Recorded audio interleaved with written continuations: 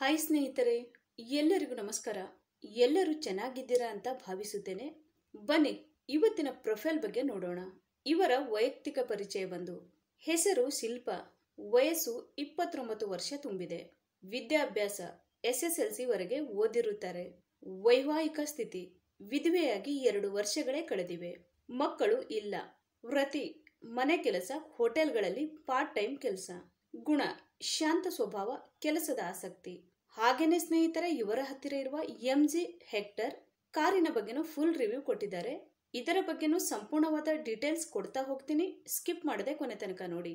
ನನ್ನ ಮನಸ್ಸಿನ ನೋವು. ಒಂದು ಕಾಲದಲ್ಲಿ ನಾನು ಕನಸುಗಳನ್ನು ಕಟ್ಟಿಕೊಂಡು ಬದುಕುತ್ತಿದ್ದೆ.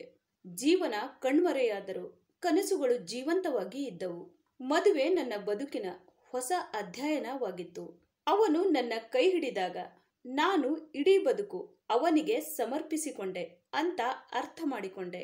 ಹೌದು, ನಾವು ಎಷ್ಟೋ ಸಿಹಿ ಕ್ಷಣಗಳನ್ನು ಹಂಚಿಕೊಂಡಿದ್ದೇವೆ. ಒಂದು ದಿನ ಕೆಲಸ ಮುಗಿಸಿಕೊಂಡು ಮನೆಗೆ ಬರುವಾಗ ರಸ್ತೆ ಅಪಘಾತವೊಂದರಲ್ಲಿ ನನ್ನಿಂದ ದೂರವಾದರು.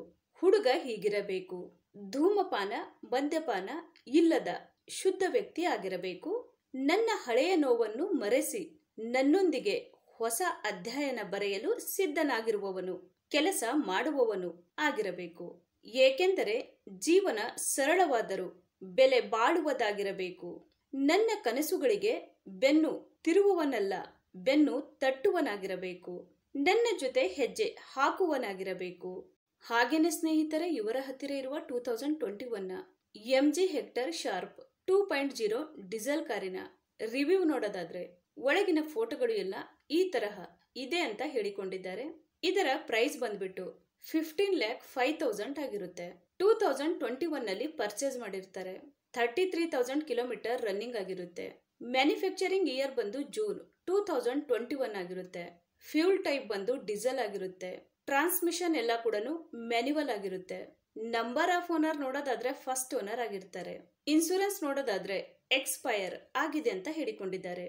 ಸ್ನೇಹಿತರೆ, ಈ ಕಾರಿನ ಒಳಗಡೆ ಸೀಟ್ ಎಲ್ಲ ಈ ತರಹ ಇದೆ ಅಂತ ಹೇಳಿ ಮಾಹಿತಿಯನ್ನ ಸ್ಪಷ್ಟವಾಗಿ ತಿಳಿಸಿಕೊಟ್ಟಿದ್ದಾರೆ.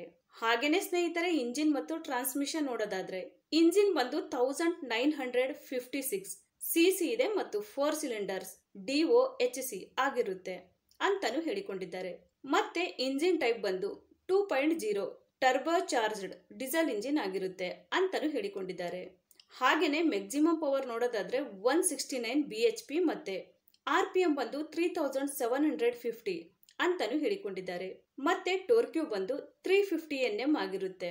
ಎಮಿಷನ್ ಸ್ಟ್ಯಾಂಡರ್ಡ್ ಬಂದು BS4 ಅಂತಾನು ಹೇಳಿಕೊಂಡಿದ್ದಾರೆ. ಸ್ನೇಹಿತರೆ, ಇದು ಇಷ್ಟು ಈ ಒಂದು ಕಾರಿನ ಕಂಪ್ಲೀಟ್ ರಿವ್ಯೂ ಆಗಿರುತ್ತೆ. ನಿಮಗೇನಾದ್ರೂ ರಿವ್ಯೂ ಇಷ್ಟ ಆದ್ರೆ ಲೈಕ್ ಮಾಡಿ. ಹಾಗೆ ಬೇರೆ ಏನಾದ್ರೂ ಇನ್ಫಾರ್ಮೇಶನ್ ಬೇಕಾದ್ರೆ ಚಾನೆಲ್ಗೆ ಜಾಯಿನ್ ಆಗಿ ಕಾಂಟ್ಯಾಕ್ಟ್ ಮಾಡಿ. ಧನ್ಯವಾದಗಳು.